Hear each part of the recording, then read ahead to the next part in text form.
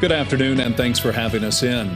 A dramatic scene in a central Sioux Falls neighborhood ended with an injured police officers and an arrest. Authorities were called to a home near 21st Street and Center Avenue just after 8 o'clock this morning. Someone had reported a suspicious vehicle that was parked and running in their driveway. Police arrived and discovered the car had been stolen. They say the man inside started fighting with officers. We're told the officer's injuries are minor. At this point, police have not released the suspect's name. We'll let you know when they do. Interstate 29 from Watertown to the North Dakota border remains closed this midday. It's expected that the interstate will remain closed until wind speeds decrease. Troopers continue to see slide-ins and crashes throughout the state. A no travel advisory is also in place for many secondary highways. Please stay home if you can, and if you must travel, slow down and buckle up.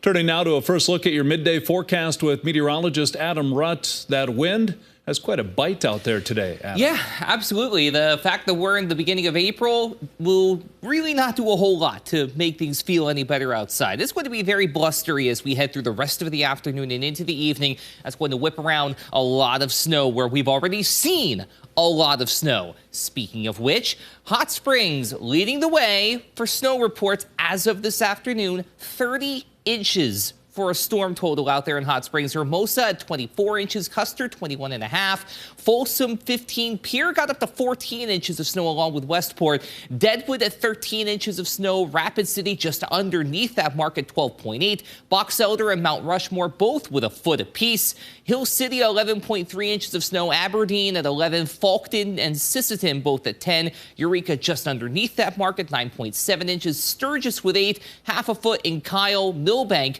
4.5 inches of snow, and a lot of that is going to get whipped around. The good news is simple in that regard. The bulk of the moisture is now finally out of here and will continue to gain distance away from us. Meanwhile, downtown, what snow? We've had a couple of flurries now and again, but that's been really just about it. 27 at the airport, but a windy 27 with that west wind at 22 miles per hour, and we have seen some higher gusts. We're in the 20s across the board, unless you're in Spearfish, and by the slimmest of margins, 19 there. 24 for Rapid City, 22 at the Capitol, and in Phillip and Mulbridge, 23 for Aberdeen, 26 in Worthington. Take a look at those wind speeds where it's anywhere from 25 to 35 miles per hour sustained in many locations, and we have seen higher gusts of 40 to 45 miles per hour over the course of the morning and into the afternoon as well. In fact, here are some of those gusts. A recent one of 41 miles per hour in Pierre and Huron over the last hour, a gust of 40 miles per hour for Sioux Falls and Worthington. Now, the good news is the wind backs off. The better news is that Easter weekend is looking quite nice. We'll break down all of those details and more coming up in your 7-day forecast. Thank you, Adam. Students at Mitchell Technical College have a long history of building homes. This home is in the Wild Oak development. It's the 109th house built by Mitchell Tech students. 3 different programs have a hand in constructing the homes. I mean, some of the stuff of course, the excavation and things like that, we hire out, but the concrete, footings, foundation, drywall, tape texture, paint, everything is done by the students. In tonight's Eye on Kellerland, we'll take you inside the home and meet some of its builders. Authorities say a tornado that tore through southeastern Missouri has caused widespread destruction and killed and injured multiple people. Missouri State Highway Patrol says the tornado moved through Bollinger County early Wednesday morning. Reports say it caused multiple injuries and multiple deaths, but there are no definite numbers. The tornado was part of a powerful weather system moving through the Midwest and South. Army investigators are analyzing the black boxes from 2 Black Hawk helicopters that crashed last week in Kentucky. A military spokesman says the flight data recorders were sent to Fort Rucker, Alabama. All 9 soldiers on board were killed when the 2 choppers collided during a nighttime training exercise.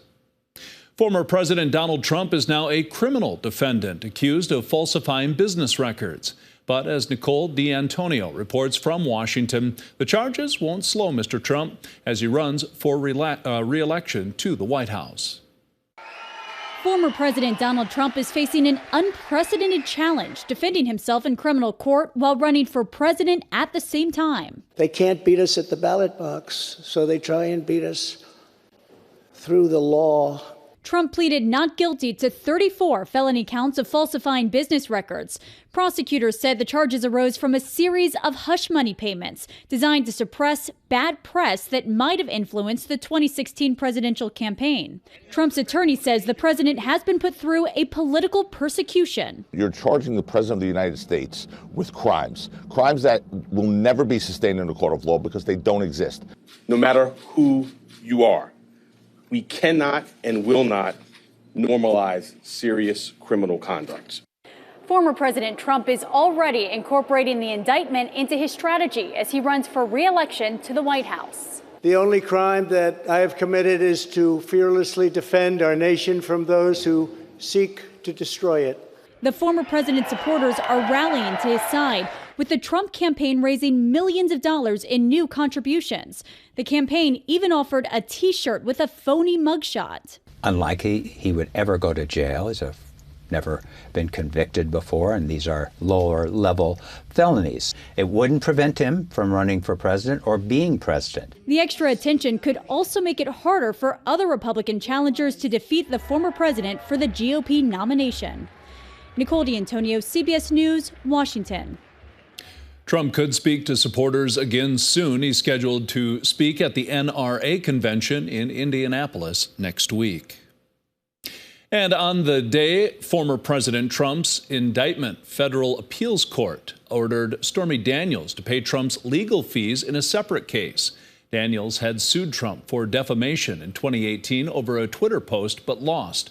The adult film star will now have to pay more than $121,000 to cover Trump's defense.